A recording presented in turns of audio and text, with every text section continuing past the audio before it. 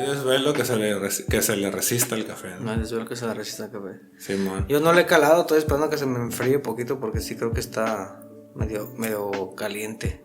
Está perfecto, hermano, está perfecto. Vato, Eclesiastés 10, guacha. Hacedlo bien. Hacedlo. Eclesiastés 10, checa lo que dice. 10:10. El hacha sin filo no corta.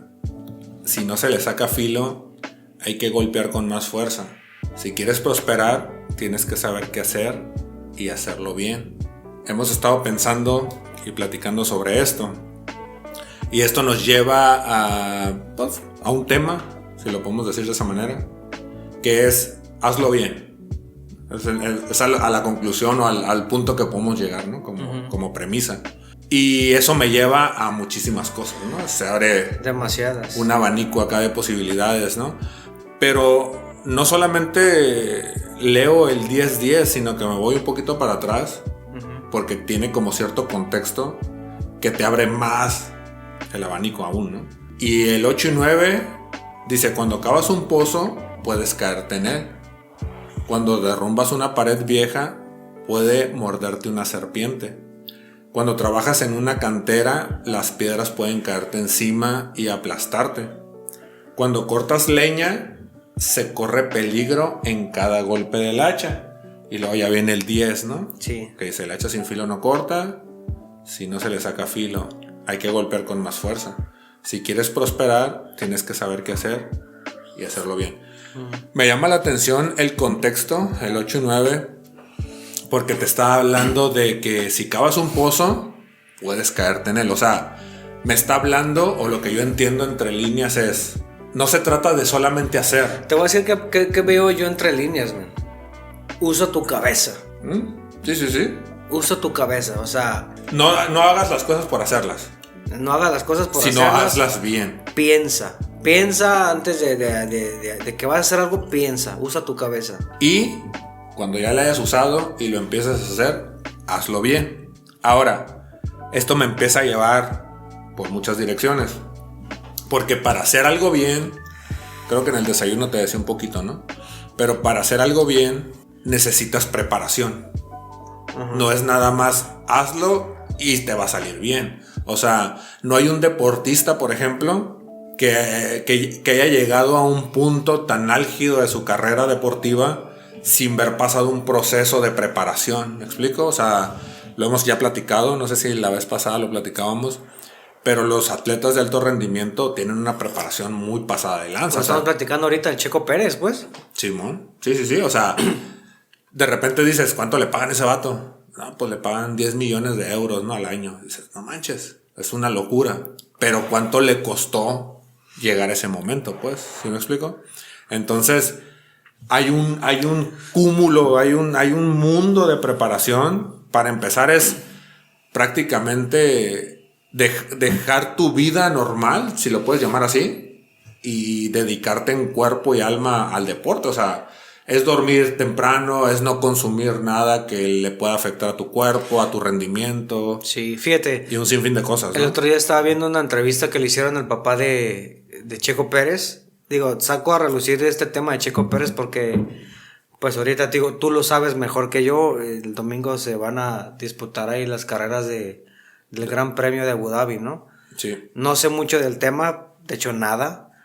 Pero pues está en boca de todos Checo Pérez, ¿no? Y entrevistaban al papá de Checo y el papá decía: de hecho, el hermano de Checo está más pesado que Checo Pérez, dice. Sí, man. No sabía eso. Y sí, está más pesado. Lo que pasa es que, pues en algún momento de su carrera, pues se hicieron cosas diferentes. Pero cuando Checo estaba niño, yo le veía mucho talento. Yo le decía: Checo, métele. Y no, papá, que yo creo que quería ser futbolista, ¿no? Ajá. No, yo quiero ser futbolista. Y su papá decía: no manches, ¿cómo futbolista? Neta, o sea, sí, tienes a Carlos Slim que te está apalabrado para apoyarte. Sí, tú decides ser futbolista. Y su papá le dice: ¿sabes qué? Está bien, vamos a hacer algo. Tú vete por el fútbol. Entiendo que era una familia, pues, de lana, ¿no? Sí. Porque le dijo: está bien, yo el fin de semana me voy a ir con tu hermano a Inglaterra y él va a correr una carrera importante, ¿no? Para niños. Y yo quiero ir. No. tú te regresas a México. No sé cómo estuvo el tema, pues. Simón. Total que lo sometió tanto, lo presionó tanto, hasta el grado que Checo dijo, ¿sabes qué? Sí quiero ser piloto, ¿no? Y que a partir de ese momento, cuando Checo decidió ser piloto, junto pues con su papá lo apoyó, sí lo sometió a pruebas muy... Sí, pues el vato desde morro, no sé exactamente la edad, pero sí era adolescente. El morro se fue a vivir, no sé si a Alemania o Inglaterra, un país de Europa. Solo, solo. Checo. Porque Checo dice que para poder alcanzar una calidad muy perra en un contexto de automovilismo, tienes que foguearte en Europa. No hay otro lugar, dice el vato. Si tú quieres ser un piloto, porque muchas veces lo han entrevistado y la pregunta obligada, ¿no? Pues, ¿qué le aconsejas a las nuevas generaciones, ¿no? A quien quiere dedicarse al deporte automovilístico, etcétera? Y el vato dice, si tú quieres realmente llegar a un nivel... Deja tu casa y tu parentela, ¿no? Es correcto. ¿Sí? O sea, si tú quieres realmente llegar a un nivel acá supremo, tienes que irte a Europa, dice el vato. No hay vuelta de hoja. Entonces, todo esto y esta conversación, esta plática, va hacia hazlo bien o de acuerdo a lo que podemos interpretar de lo que Salomón dice ahí en Eclesiastés 10, es hazlo bien, pero para hacerlo bien, por supuesto la premisa es hazlo bien. Y yo creo que debe de ser como que nuestra motivación, vamos, siempre que hacemos algo, o sea, debe de haber el ingrediente de hacerlo bien. O sea, si vas a emprender, si vas a servir, lo que sea, hazlo bien. Pero al final lo que yo me encuentro... O de repente estoy pensando en este tema, estoy pensando en Eclesiastés 10:10 y todo me lleva a Simón, pero ¿cómo lo hago bien? ¿Sí me explico? Sí. Porque normalmente siempre queremos hacer algo y obviamente nuestro deseo es que hacerlo bien y que salga bien. Pero el tema es que show cuando sale mal, pues. Sí. ¿Qué pasa cuando te salen mal las cosas, pues? Uh-huh. O sea, sí debes como de investigar qué pasos no seguiste, qué no hiciste. Es como, por ejemplo, la repostería, ¿no? O sea, yo que he visto, sí. Que he visto MasterChef, por ejemplo, siempre cuando dejaban retos de repostería, siempre decían, necesitas poner los ingredientes exactos, porque si te pasas 1 gramo de uno de los ingredientes... chafió el asunto, pues. Sí. Ya no te salió.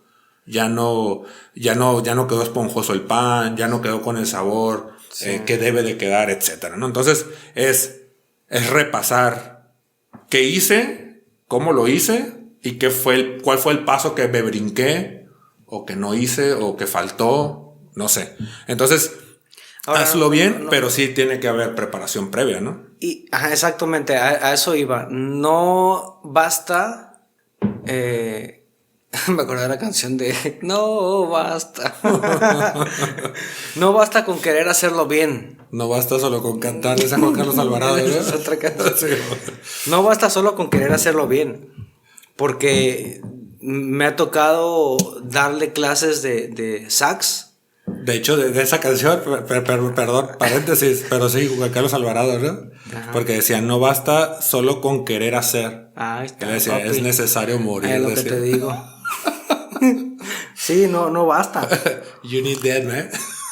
Te digo, me acuerdo mucho de un morro. Me acuerdo mucho de un morro, que el vato sí tenía toda la actitud, todo el paquete completo de un excelente alumno, ¿no? Se compró su saxofón, tenía toda la motivación y no, es que yo amo el saxofón, yo lo escucho. El apoyo de los padres y demás, ¿no? El apoyo de los padres, exactamente. Sí. Te digo, dices, este es el alumno perfecto, ¿no? Yeah. Tiene tiempo, tiene su instrumento, tiene el apoyo de sus padres, se ve que le apasiona. En su playlist escucha a Dave Koz, Kenny G, o sea, saxofonistas, ¿no? Yeah. Este morro sí, pero tenía un gran defecto, man. No ensayaba, no practicaba. Sí, no había preparación. No había preparación, entonces... Sí, y creo que el ejemplo más claro que tenemos es la música, man. La música creo que, viene a la mesa y tenemos que tomarlo porque pues hemos pasado por ahí. parte de nuestra vida, ¿no? Sí, man. Y creo que el ejemplo más claro es la música, man. Y, por ejemplo, yo tenía un maestro, man. Y él puntualmente decía lo siguiente. Decía, nunca en una tocada en vivo quieras tocar algo que no dominas. Porque es un 99.9% que la vas a regar. Pues sí. Y cuando él platicó eso y lo dijo en clase, de repente me golpeó, ¿no? Como cuando estás en una prédica y que de repente sientes un patadón, ¿no? De mula, ¿no? A mí me golpeó porque yo cuando empiezo a tocarme, pues yo empecé a tocar en el tiempo que estaba Torre Fuerte a todo lo que daba, ¿no? Que estaba Randall González a todo lo que daba grabando Cerca de Ti. Sí. Alabadle, o sea, esos discos que realmente son de mucha calidad, que cabe mencionar que tiene mucho que no escucho esa calidad, ¿no? En la música. Pero bueno, ese es otro tema, ¿no? El punto es que obviamente tú querías tirar lo que habías escuchado en el disco más nuevo de esta raza, pues. Sí, man. O sea, de repente escuchabas los solos del Álvaro López, ¿no? Las entradas, por ejemplo, en la rola de Como Búfalo y puras de esas, ¿no? De Cerca de Ti. Y pues obviamente tú querías implementar esos chopitos, pues. Sí.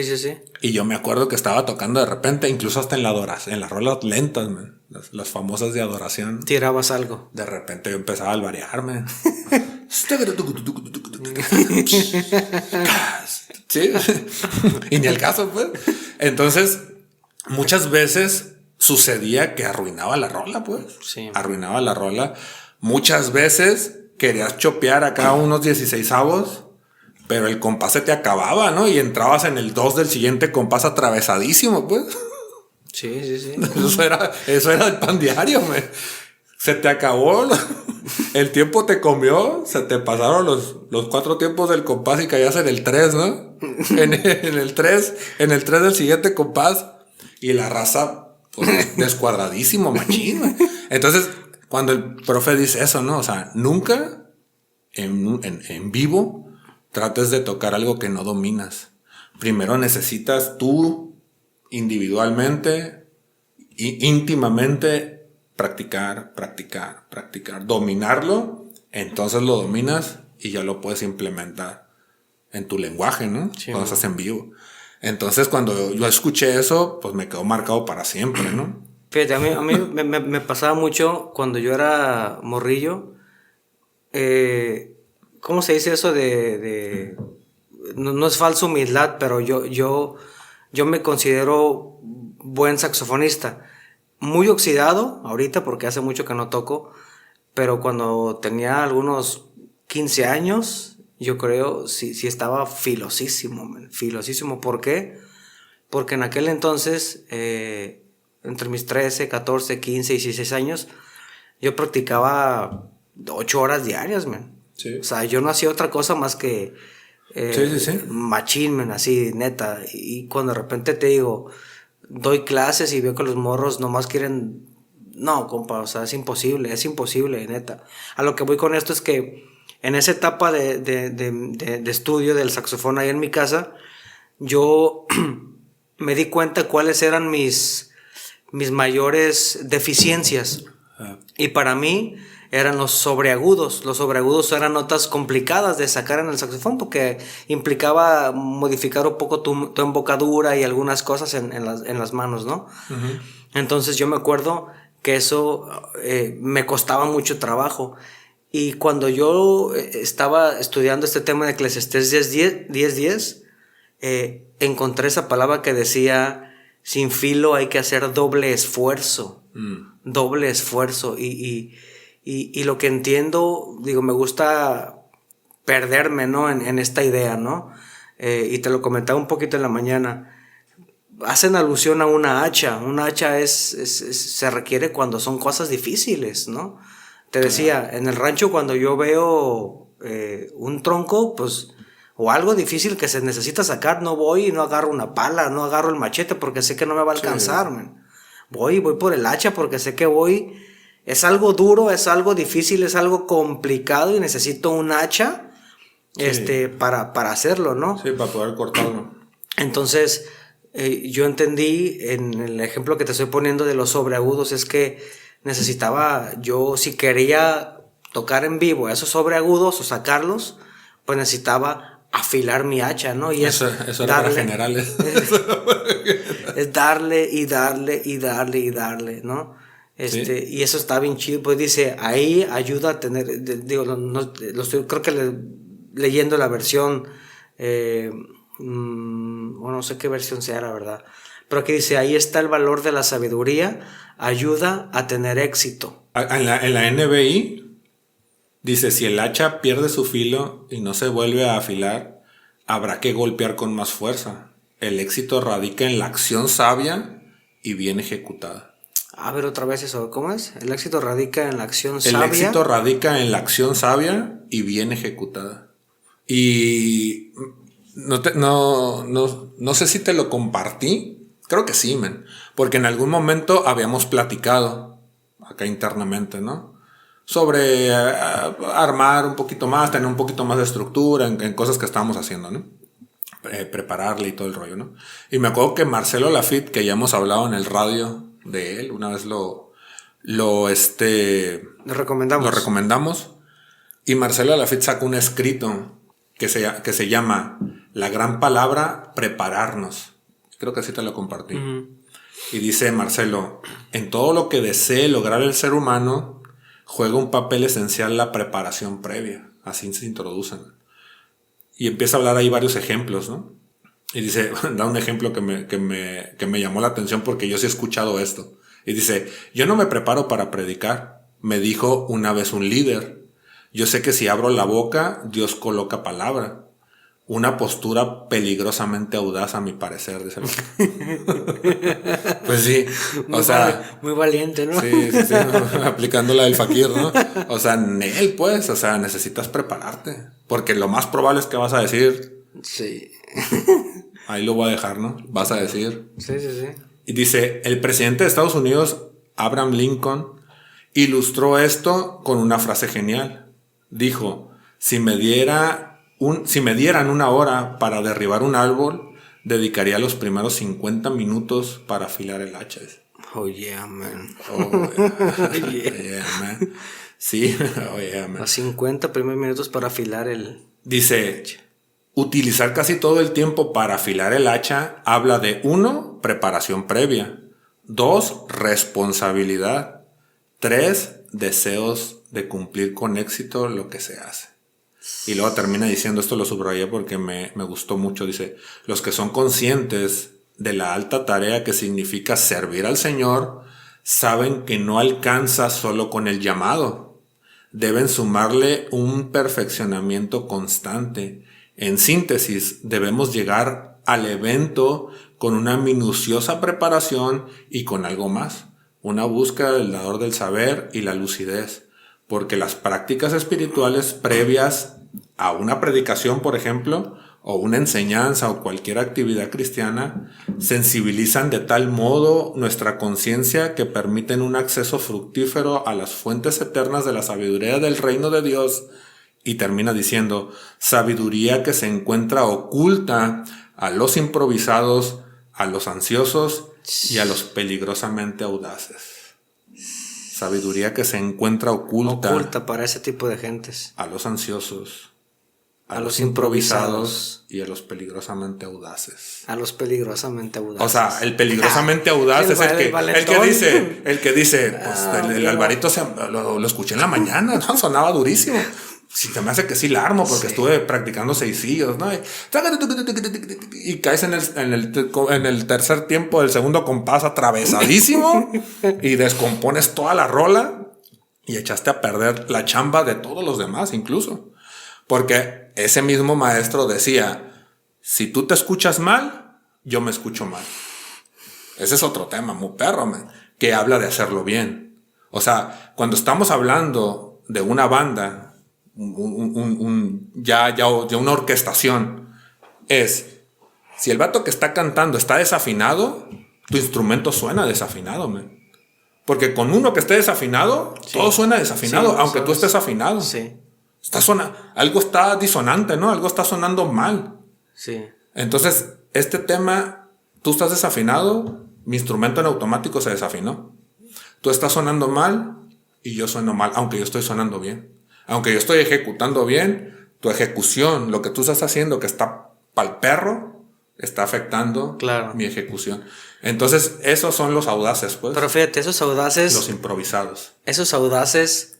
el mundo es de los audaces. Vivir de una manera, o sea, a lo que voy es vivir de una manera audaz, con esa actitud, ¿no? De audacia, haciendo todo de esa manera, vives en constante riesgo, porque igual, ese chopito... Sí, estás al filo de la navaja, pues. Te pudo haber salido bien. Y dices, ay, de aquí soy. Y ver coronado, dijo el tigrito, ¿no? Y coronaste. Y eso crea en ti, pues, más confianza y decir, ¿cómo no? O sea, no necesito afilar el hacha. Pero eventualmente te vas a equivocar. Va a haber un momento en que no te va a salir algo. Por ejemplo, yo te digo, repito, cuando me ha tocado cortar leña, de repente, por alguna circunstancia, me ha tocado, encontrarme un tronco para hacer leña que ya está resentido, que ya está muy seco, que ya y yo no me doy cuenta y de repente agarro el hacha y sin afilar, porque el hacha se desafila sola, no sé, no sé qué pasa, no sé si el tiempo, el óxido, no sé, y pum, quebra todo, ¿no? Entonces, vivir de esa manera audaz es muy arriesgado, men, porque probablemente en una ocasión te pueda salir bien, pero seguramente el 90% te va a salir mal y las implicaciones que va a tener, es decir, el embarradero que vas a hacer en la banda, y trasládalo eso a todas las áreas de tu vida, ¿no? En el trabajo, en tu familia, en la iglesia, en el grupo de música de la iglesia. O sea, por eso es que hacen esta prevención. Dice, si vas a usar un hacha sin filo, vas a batallar y digo, hay muchas implicaciones. Yo te recomiendo que afiles. Sí, pero afilar, si te ibas a aventar, le ibas a tirar 3 trompos al árbol para tumbarlo, 100 golpes. Bien afilado, con 15 que le pegues, lo vas a tumbar, pues. Y fíjate que ahorita que estás diciendo todo eso, me lleva a pensar en algo. Hace mucho tiempo, cuando recién salieron los Angry Birds, es un jueguito, ¿no? No sé si los conoces. De la resortera que los matabas, sí, ¿no? Y era en el celular el juego, ¿no? Después lo podías jugar en la computadora, entonces, etcétera, ¿no? Pero yo me acuerdo, man, que yo me empecé a clavar bien machín en ese juego, man. Lo jugaba en la celular y en la computadora y ahí estaba, ¿no? Y luego creo que lo metieron para poderlo jugar en Facebook, man. Y luego, como era tanto el auge del Angry Birds, había mucha raza jugándolo, man. Entonces un chorro de amigos en Facebook lo jugaban. De hecho, hoy vimos al Alan Flores, ¿no? Con ese vato yo tenía un piquezón porque el vato era muy bueno, man. Y en Facebook nos pegábamos unos piquezones, man. Y de repente nos mensajeábamos, ¿qué onda? ¿Cómo vas? ¿De dónde la estás armando? Y puras de esas, ¿no? Bueno, ¿a qué voy con esto? Hace cuenta que el juego, me imagino que todos lo conocen, pero esa es la resortera con los pájaros, ¿no? Sí, son los cerditos acá, ¿no? Sí. Pero ¿qué pasaba? De repente llegaban a niveles donde te daban 3 tiros, man. Y eran como unos, como varios edificios, ¿no? Varios pisos, ¿no? Que tumbar. Y 3 tiros, man. Y empezabas, y tumbabas poquito, y otro poquito, y decías, y de repente ya ibas en el juego, ya ibas en el 10º intento, y decías, ¿por qué no puedo? Entonces, me acuerdo que una vez me puse a pensar y dije, es que lo estoy haciendo igualito. Lo estoy lanzando al mismo punto y estoy teniendo el mismo resultado. ¿Me explico? Sí. Entonces era como que yo mismo me decía, inténtalo en otro lado. Yeah. Probablemente,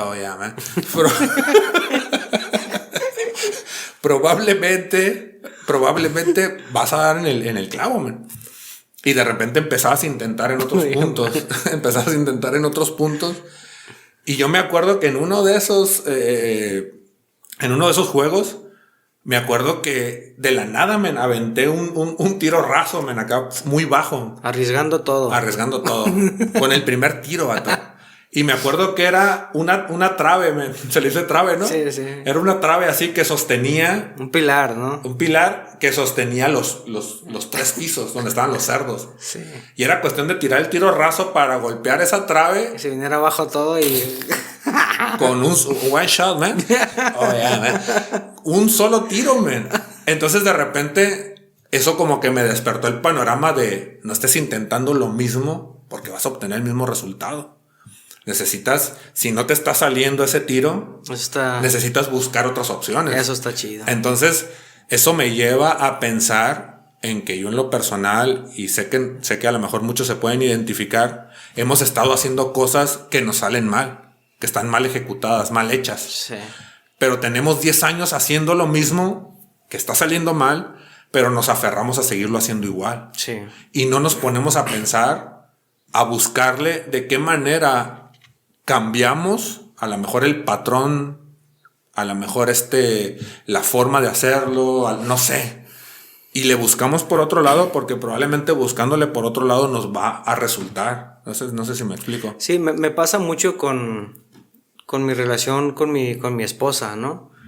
Recién casados, pues no la conoces, no nos conocemos, ¿no? Nosotros ya tenemos 11, pues ya ahorita en un mes cumplimos 12 años de casados, ya marca, 12 años ya marca. Pero al principio era medio complicado porque no la conocía, no sabía qué tanto estirar la liga con ella, no sabía si hablarle tonos de voz, cómo pedirle las cosas, muchas cosas muy, muy así, ¿no? Y la verdad es que al principio sí tuvimos algunos conflictos por cuestiones de, es que yo pensé que sí me estabas entendiendo, ¿no? Y de repente pasaba tanto tiempo y volvemos a tener el mismo conflicto. Es que yo pensé que sí me habías entendido y el tiempo y lo mismo, y es que yo pensé que sí me habías entendido. Hasta que de repente capté, dije, a ver, espérate, cambia tú, ¿no? Me pasó hace poquito, ¿no? Yo estaba acostado y me preguntó ella, oye, ¿qué camisa te plancho, no? Me dijo. Sí, man. Y le dije, la de línea, le dije, ¿cómo era? Le dije, la de líneas amarillas. Y ella llegó y me dijo, ¿no tienes ninguna líneas amarillas? Y yo, no manches, claro que sí. No, que no tiene ninguna de líneas amarillas. Y yo, sí, ahí debe de estar. Y se empezó a poner tenso, man. Sí, y yo no me quería levantar porque pues sí me daba flojera levantarme, la verdad.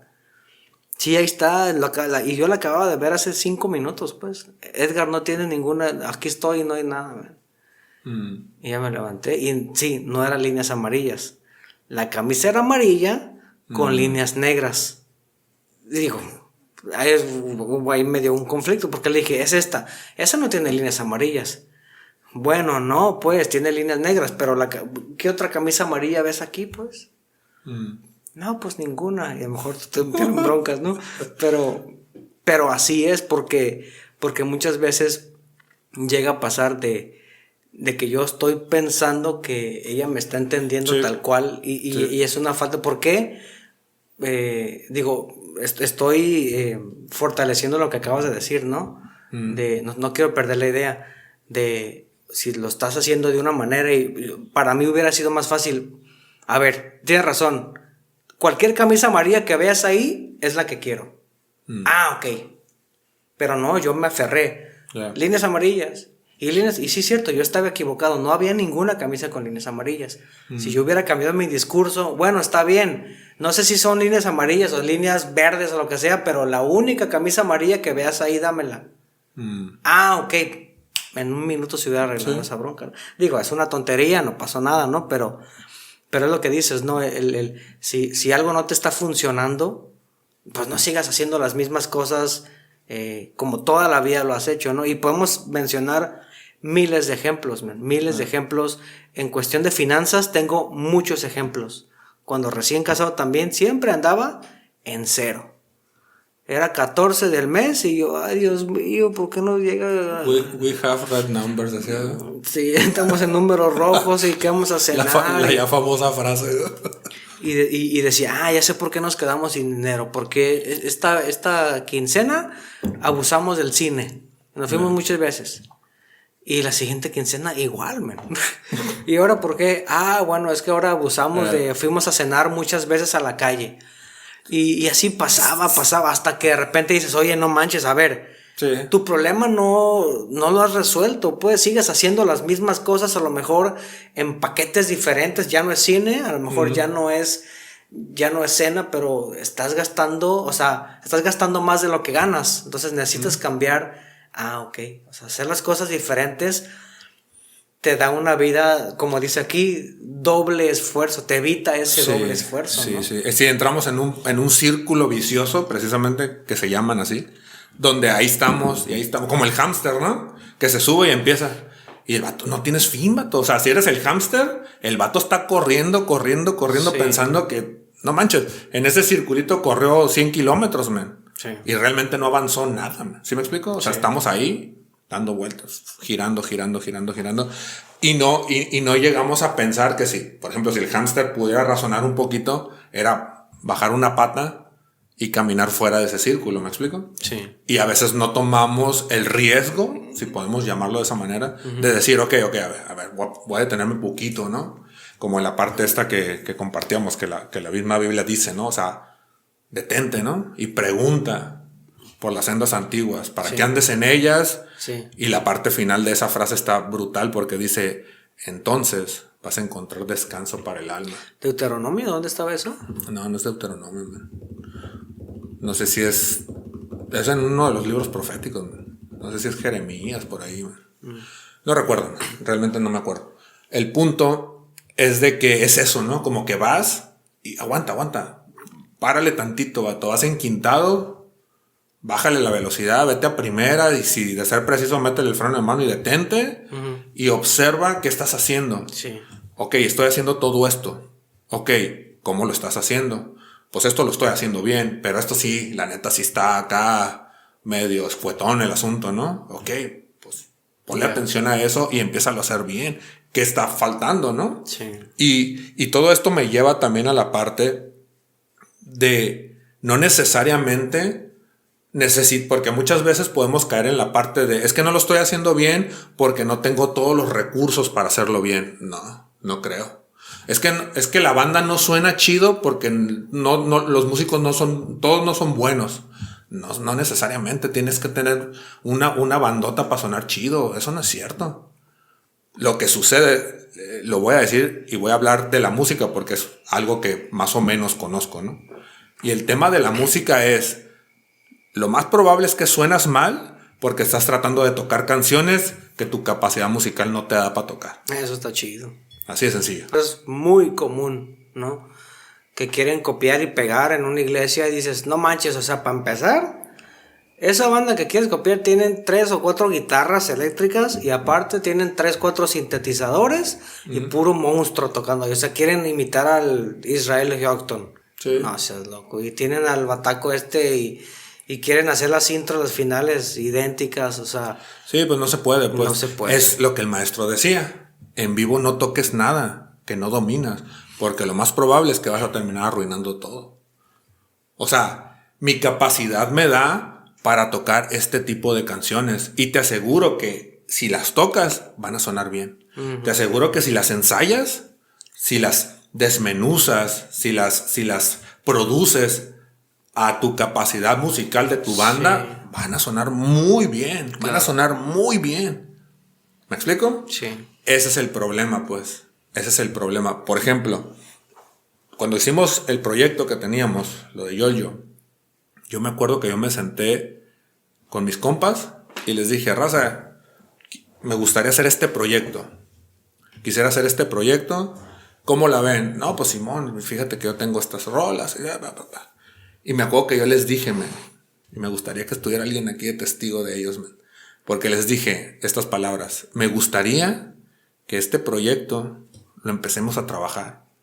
Acá, underwater, ¿no? Trabajar. Producir.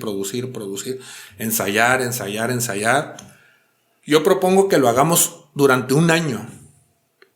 A la vuelta de un año, hacemos la presentación del proyecto. ¿Qué les parece? Y todos estuvieron de acuerdo, man. Y empezamos a producir rolas, empezamos a grabarlas incluso, a ensayar. Porque yo ya había agarrado una escuela, man. Gracias a Dios por gente que de repente te topas, ¿no? El Quique. Si hay alguien acá súper disciplinado en la música, es el Quique, man. Y tú lo ves tocar y el vato es un monstruo tocando la guitarra, man. Sí. Es un monstruo. Es la primera persona que yo he escuchado que hace gritar a la guitarra. Yo hasta le entendía, casi lo... Ayúdame, decía la guitarra. Te erizaste como gato, ¿no? Como gato enojado, ¿no? Ayúdame, me escuchaba que decía la guitarra cuando el vato... Me acuerdo cuando estábamos... Lo voy a platicar esa anécdota. Mano. Voy a platicar esa anécdota. Estábamos ensayando y estábamos tocando con este compa, ¿no? El Quique. Y me acuerdo que estábamos ahí sacando unas rolas porque vamos a tener una tocada, ¿no? Y de repente llegamos a un momento como de un solo. Y ya, pues el Quique estaba tocando bajo perfil, ¿no? Sencillón. Simón. Me acuerdo que tú fuiste el que le dijiste, ¿no? Ahí, vato, reviéntale, machín. Hazla llorar, me acuerdo que le dijiste, ¿no? Sí. Y ya el vato dijo, sí, pues otra vuelta, ¿no? A lo mismo. Y me acuerdo que, y de repente entramos otra vez a la línea del solo y de repente... Empezó la gritadera. Me acuerdo que todos, gritamos bien machín, ¿te acuerdas? No, el vato estaba muy, muy perro, man. Sí. Pero ¿entiendes por qué está tan pesado? No es gratis. Por la disciplina que el vato tiene. Sí. Yo me acuerdo que normalmente, pues, hueseando y todo ese rollo, me acuerdo que de repente sacabas rapper, ¿no? De rolas. Y me acuerdo que era llegar a ensayos donde, número uno, la raza llegaba tarde, relax, algunos estaban sacando los tonos ahí. Y muy peluquero el asunto, salían las rolas, ¿no? Y yo me acuerdo que en ese andar ahí en el hueso, me topó con el Quique. Y empiezo un proyecto con él. Y éramos nada más él, un bajista y yo, man. Era un trío, ¿no? Y el bajista estaba monstruoso también. Y pues el Quique no se diga, ¿no? Yo era el único ahí peluquero, ¿no? Pero yo me acuerdo que el Quique y ese vato, el bajero, eran bien disciplinados, man. Y eso cuenta que decíamos, pues vamos a ensayar, ¿no? A las 7 nos vemos. Y le dábamos de 7 a 9, man. Pero sin levantarte siquiera al baño, man. Era de 7 a 9 desde que llegabas. Era darle, man. Y yo me acuerdo que el Quique, pues era el director musical de la banda. Y el vato decía, otra vez a la intro. Y otra vez a la intro. Y otra vez a la intro. Y la tocaba y la tocaba y la tocaba y la tocaba. Y decía el vato, ahí está. La intro sonaba perfecta, man. Y el vato quería seguirle dando vueltas, man. Otra vez, y otra vez, y otra vez, y otra vez. Ahora vamos a darle a la pura estrofa, man. Ajá. Y otra vez, y otra vez. El punto es que decías, vato, está sonando bien brutal esta onda. Y el vato quería seguirle dando, man. Sí. ¿Sí me explico? Entonces, era como que mucha disciplina y muy chida, pues. O sea, la verdad sí me gustaba, ¿no? Sí. Entonces, cuando llegamos al proyecto, yo me acuerdo que yo les dije, vamos a darle y a darle y a darle. Y cuando presentamos el proyecto, vato, sonaba súper clean, man. Pero era una chambota detrás. Sí. O sea, era un año completo. Nosotros ensayábamos, era tres veces a la semana, man. Y ensayábamos de 6 a 9:30 de la noche, más o menos. Igual, desde que llegábamos hasta que nos íbamos, man. Fíjate, qué rico es encontrar gente que ha encontrado su pasión en algo y que es muy buena haciéndolo.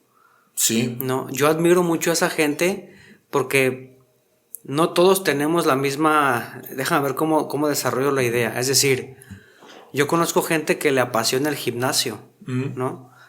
Y lo que a ellos les cuesta no es lo mismo que lo que a mí me cuesta. Porque a mí no me apasiona el gimnasio. Si yo voy al gimnasio es o porque ya me pasé de lanza con la comida y estoy muy gordo, o porque me está mi esposa obligando a ir, ¿no? Sí, no sé, pero yo de mi propia cuenta ir a un gimnasio, no, porque no me apasiona. Entonces, a lo que voy es, el costo es muy relativo, de acuerdo a cada quien, ¿no? Pero encontrarte a alguien que sabes, por ejemplo, el Antonio Sánchez, baterista, es el nieto de López Tarso. Sí, es uno de los bateristas más reconocidos a nivel mundial, creo que es mexicano. Y por ahí está iba a decir su testimonio, pero por ahí está su biografía y su recorrido en YouTube. Sí, y el vato le ha costado mucho trabajo, man. Sí, claro. Mucho trabajo. Y el vato dice no me acuerdo las palabras literales que Antonio dice, pero es más o menos como que me ha costado, pero la verdad, después de tanto tiempo, ni siquiera me ha dolido, dice.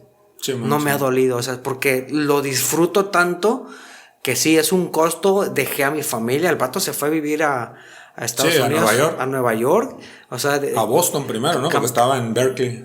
O sea, ha implicado muchos sacrificios, muchos cambios, etcétera, etcétera, man. Sí. Pero el vato al final de cuentas dice, no me ha dolido tanto costo, me ha costado mucho, pero disfruto. No lo he sufrido, ¿no? Y lo volvería a hacer otras veces, pues. Sí, man. A lo que yo voy es bien chido encontrarte gente así.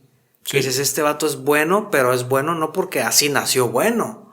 Claro. Es porque le ha costado y es el patrón que, digo, suena hasta repetitivo, ¿no? Pero es el patrón que puedes observar en la gente, como dice aquí, tener éxito, en la gente exitosa, por así decirlo, que nosotros podemos vislumbrar como exitosas.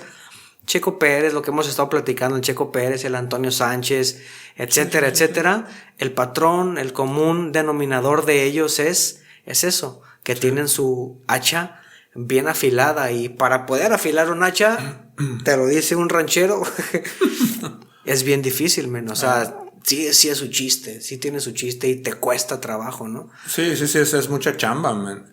Y digo, con lo que me quedo un poco de la plática que escuchábamos ayer de Yesaya, y es larga obediencia en la misma dirección.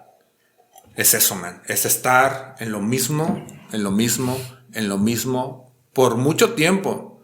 ¿Cuánto tiempo te va a costar? No tengo idea. Sí. Pero la cosa aquí es, ¿por qué no hay mucha gente de este lado de la orilla, ¿no? Exacto. Que es la gente exitosa, si lo podemos llamar así. Sí, porque no hay tanta gente haciéndolo bien. Claro. Porque no todos están dispuestos a ese proceso, a pagar ese precio de ese proceso para llegar a esta orilla, pues. Sí, exacto. Esa es la razón por la que hay más de este lado de la orilla que de este lado de la orilla, pues. Sí. Entonces, hacerlo bien necesita haber preparación previa, man. Sí. Preparación previa, saber tus capacidades, saber hasta dónde tú puedes alcanzar de momento y trabajar en lo que te alcanza, pues. ¿Me explico? Es como decir, quiero comprarme un carro y tengo 20,000 pesos.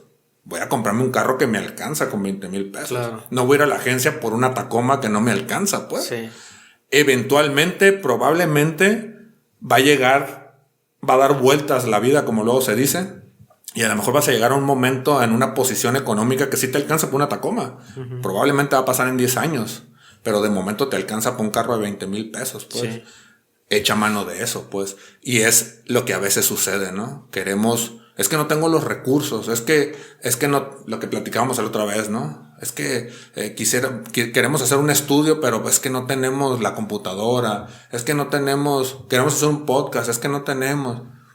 Pues empieza con tu celular, pues. Anoche estábamos viendo, ¿no? El primero de los primeros videos que empezamos haciendo nosotros como llamados, y solamente teníamos, pues, el celular, ¿no? No me acuerdo ni qué celular era. Sí. Pero no teníamos micrófonos, no teníamos luces, no teníamos nada, ¿no? Era el micro del celular. Y lo único que teníamos era dos cosas, creo yo. Uno es esa intención de hacerlo bien, porque creo que una de las cosas que siempre nos ha caracterizado es, pues, tratar de hacerlo bien. Si ya estás aquí, yo me acuerdo que una de las frases que teníamos, pues, si ya estás aquí, pues ahora, pues, que truene bien, ¿no? Si va a tronar, que truene bien. Si va a tronar, que truene bien. Siempre decíamos, cuando andamos ahí en el mundo de la música y andamos haciendo cosas, si va a tronar, que truene bien. Y eso implicaba, pues, tus parches nuevos. Sí. O mínimo que digas, están muy, muy decentes los parches. Yo, mi caña de saxofón o lo que tuviera, nuevecita, las cuerdas del bajo bien herviditas o herviditas, ¿no?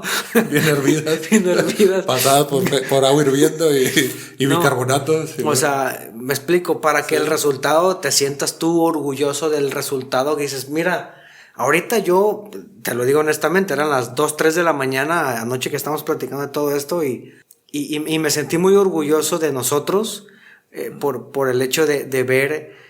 Puedo voltear atrás y ver todo lo que hemos crecido en muchas áreas, pero quiero referirme un poco a la parte técnica, que también hemos sido medios flojos en ese sentido, pero al menos ya no estamos con un celular, pues, como al principio. Sí. Y al principio, te digo, teníamos dos cosas, esa intención de hacerlo bien y muchas ganas. Sí. Muchas ganas. Y ¿sabes qué? Lo que tenemos en este momento, eso es suficiente para empezar a hacerlo, ¿no? Sí. Y sí, la verdad es que sí tratábamos de pues que el lugar se vería chido, escoger la mejor pared, escoger la mejor, porque... Sí, o sea, en tus recursos busca la mejor forma, pues. Exacto. O sea, busca la mejor manera. O sea, si tienes el puro celular, pues tampoco quieras hacer una película, ¿no? Porque pues sí va a estar complicada, ¿no?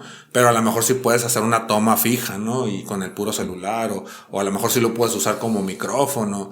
Entonces hazlo bien de acuerdo a lo que ahorita tienes, ¿no? Sí. O sea, prepárate, o sea, porque también no se trata de hacerlo y punto. O sea, si yo platico un poco es cuánto he visto videos y he leído sobre edición de videos, sobre audio, sobre micrófonos, sobre volúmenes. No sabíamos nada. No sabíamos nada, pero tienes que ponerte a investigar, ponerte a leer, prepararte, pues. Falta un chorro de camino por recorrer, por supuesto. No lo hemos logrado, claro está. Falta mucho, pero estamos en ello, pues, y es eso, o sea, es llegar al punto de, si va a tronar, que truene bien, pero para eso tiene que haber una buena preparación, tiene que haber una buena base de preparación,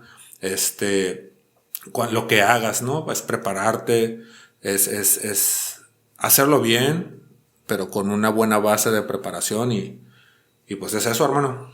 Sí, estoy completamente de acuerdo contigo y pareciera que en estos 4 renglones no dice mucho, ¿no? Pero dice demasiado. Y si lo analizas y le escarbas y lo desmenuzas y lo aplicas a tu vida, lo aplicamos a nuestra vida, te puedes dar cuenta qué cosas no estás haciendo bien y qué cosas puedes mejorar y dices, órale, ya, ok.